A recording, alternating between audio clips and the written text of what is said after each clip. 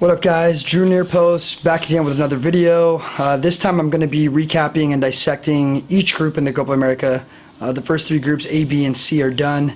Tonight Argentina will take on Bolivia and Chile will take on Panama to finish out the group stages. But first and most importantly, let's talk about Group A. The winners, the United States of America. We took first place. Well fucking done, boys. I did not have us finishing first in the group, but I'm still very happy, ecstatic, because we finished ahead of Colombia, a very solid side. We did finish ahead of them on goal differential, but we still finished in first. They took second, Costa Rica got third, Paraguay got fourth. The individual matches that happened in the second round of the group stage were the U.S. versus Costa Rica. This was a very critical match for the U.S., especially coming after that loss. Again, like I said in my other video, I felt that the U.S. was unlucky in this game. I thought they were playing well. I thought they played better than Colombia in this game, and they showed that they have what it takes to sort of go to that next level, to go to that next gear, especially in this game against Costa Rica. Started a bit flat-footed. Costa Rica did something that kind of shocked me and probably shocked Jurgen Klinsmann and the U.S. national team a bit. Normally Costa Rica will tend to play defensive, hit you on the counterattack, hit you on set pieces, usually very well organized. In this game they got after it very early on, started to open the game up, and the U.S. got a penalty early, and after that they never looked back. Fabian Johnson was getting up that left side, playing off of Bobby Wood, playing off of Clint Dempsey. There was some beautiful one-touch give and goes going on. Bradley was sitting behind Dempsey, just bossing that midfield, completely being a general, doing all the dirty little things you expect from a center midfielder. And then Jermaine Jones came up huge in this one, also scoring a beautiful goal. Yedlin was getting up that right side. Brooks and Cameron were just killing shit in the middle. They were doing very, very well. John Brooks has been the man of the tournament for me so far. But overall, we looked very, very good. The one downside in this game was Gyasi Zardes. If you've been on Twitter, if you've been on Instagram, you're starting to notice that there's plenty of memes sort of mocking his first touch. He had, you know, an okay game, gave up the ball a bit too much. In the Colombia game, just gave up the ball, I don't know how many times. It was crazy how much he gave up the ball in that game. A little bit more of the same in this game against Costa Rica. So Gyasi not getting his first touch in order, but overall just an amazing, amazing game from the U.S. Completely just swatted Costa Rica to the side, and we looked good moving forward. In the other match, it was Colombia versus Paraguay. This was a very tough game.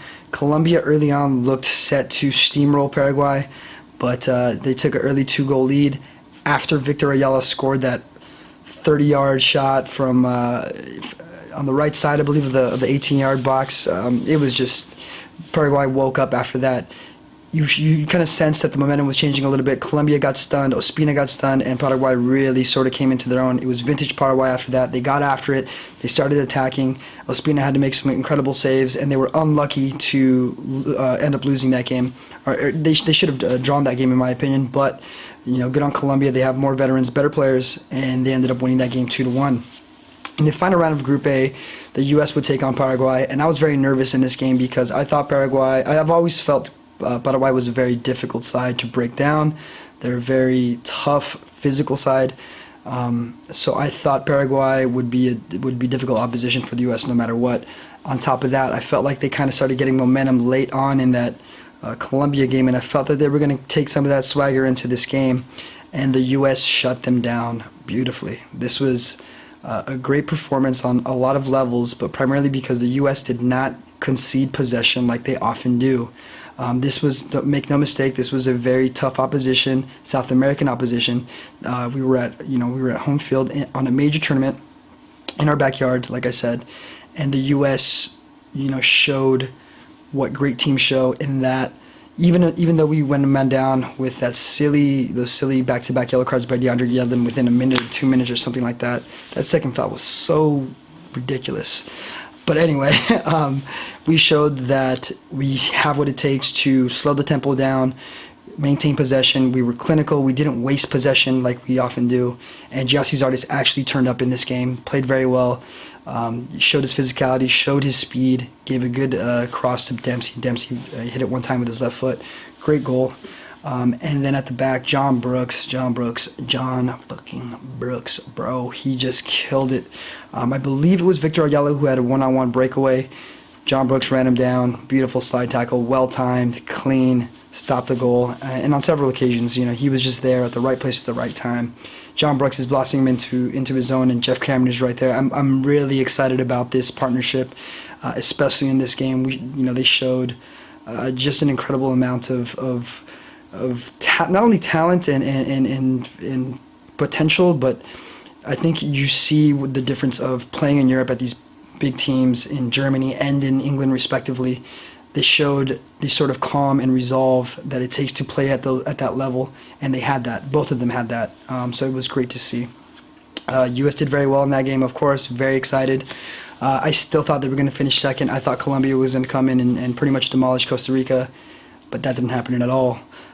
Costa Rica came out, completely blitzed Colombia, and to be fair, Colombia did not take Costa Rica seriously. Their starting lineup didn't have James Rodriguez, no Baca, and no Juan Cuadrado. To me, that says Peckerman was not taking Costa Rica seriously.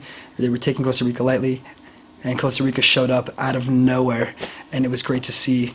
They really showed sort of the resolve that they normally have, and they showed that there's a lot of talent in CONCACAF. Colombia tried to make a couple subs in the second half. James brought James on, brought Cuadrado on. Too little, too late. The game opened up, and Costa Rica was able to nip a third goal, and it ended up finishing 3-1. Good on Costa Rica. That's how you go out in a tournament. You go out on your shield, and that's what they did. They showed the strength of CONCACAF, and more importantly, it put the U.S. in first place, and that's huge. One negative thing about the U.S. finishing first in this group is now we go to the side of Argentina in the knockout stages. We go against Ecuador in the next round. I'm very confident, very excited about that matchup. I think we can beat Ecuador. We already beat them recently in a friendly, though it was an injury time goal. But I think right now with the way we were going, the chemistry we're getting, the momentum we have, and we're in our home, we're on our home soil, I think we can beat Ecuador, no question. However, after that game, we do play the winner of what will likely be Argentina and Venezuela. So a little bit unfortunate that we got grouped on that side. I would much rather have gone to the side of Mexico and Peru, but we won the group, and if we want to be on the level considered a superpower in soccer, you gotta play the best and you gotta beat the best. So why not do it at home in front of a home crowd? So good on the U.S. Group A was very exciting. Finished strong. CONCACAF shone pretty brightly in this group, and it was great overall. Colombia take on Peru in the next round. Colombia haven't really impressed me all that much. I think the game against Peru goes either way. Peru's been playing pretty well. I thought they played pretty well against Brazil. I think a lot of people are overlooking them, and they're a much tougher side than they appear, especially on paper, no doubt. So I think with the way Colombia is playing kind of lax and sluggish, I don't see them doing much. And Peru, while they aren't super talented, they don't have the superstars that Colombia has, I think they're playing a little bit better overall as a team right now. So to me, this one goes either way. I could see it going to penalties, I could see Peru winning, and I could see Colombia winning. It doesn't really matter. I'm focused on the U.S. at this point. I'm very excited that they won the group and they made it into the knockout stages.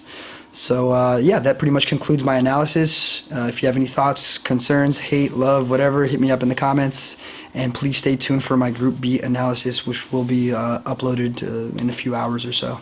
Until then, please like, subscribe, share, and we will see you guys soon. Peace.